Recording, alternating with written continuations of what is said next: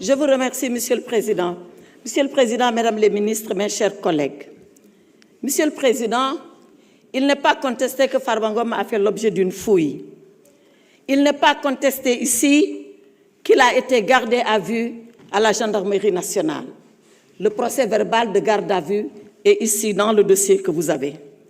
Il n'est pas contesté qu'après cette garde à vue, il a fait l'objet d'un déferment devant Monsieur le procureur de la République.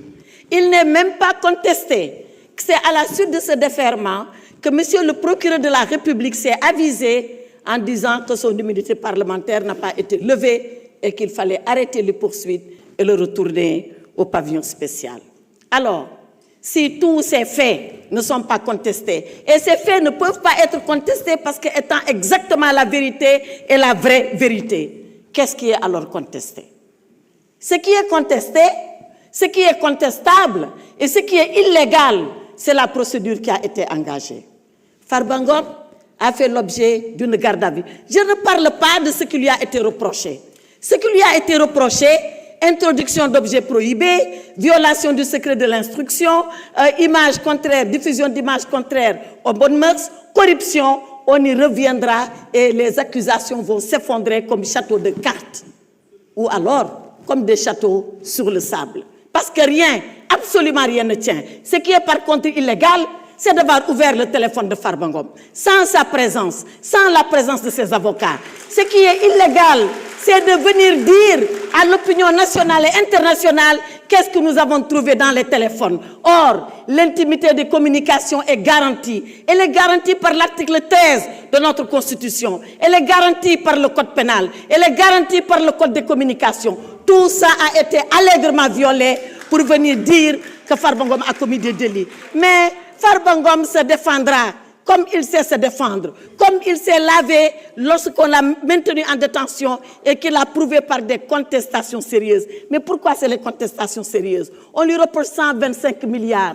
Pourtant, ils ont des cautions, et des cautions de terrain, et des cautions d'argent. Mais ce sont les contestations sérieuses qui ont été retenues contre lui. Monsieur le Président, mes chers collègues, cet après-midi, ce n'est pas Farba Ngom qui est à la barre. C'est l'Assemblée nationale qui est à la barre.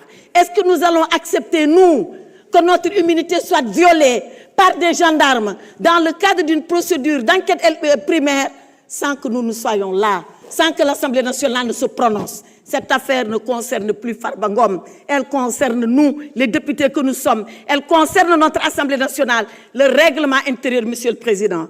Si nous laissons cette affaire passer, déchirons le règlement intérieur. Déchirons-le.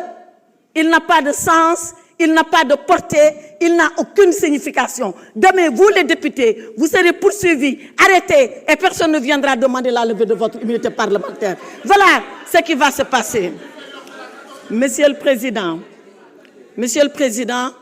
je voulais dire que dans la galaxie de la démocratie, l'Assemblée nationale est considérée comme le soleil. Mes chers collègues, refusez l'éclipse qui vous a été proposé. Refusez de courber l'échine parce que l'exécutif le demande. Refusez de violer votre propre règlement intérieur pour faire plaisir à...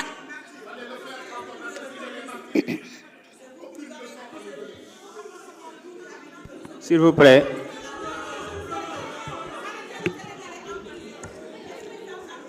Monsieur le Président.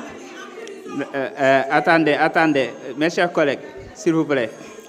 S'il vous plaît, il reste moins de 2 minutes. Laissons-la terminer, s'il vous plaît. Monsieur le Président. Honorable, vous n'avez pas la parole. Vous n'avez pas la parole, honorable. Honorable, respectez le règlement intérieur. Vous n'avez pas la parole. Monsieur le Président, laissez-les parler. Parce que c'est dont ils sont en train de parler, Monsieur le Président. S'il vous plaît. Eux ne le savent pas, mais moi je sais. Mais je suis une femme d'État. Je ne dis pas tout ce que je sais, madame. Taisez-vous, parce qu'il est temps de vous taire. Taisez-vous, parce qu'il est temps de vous taire.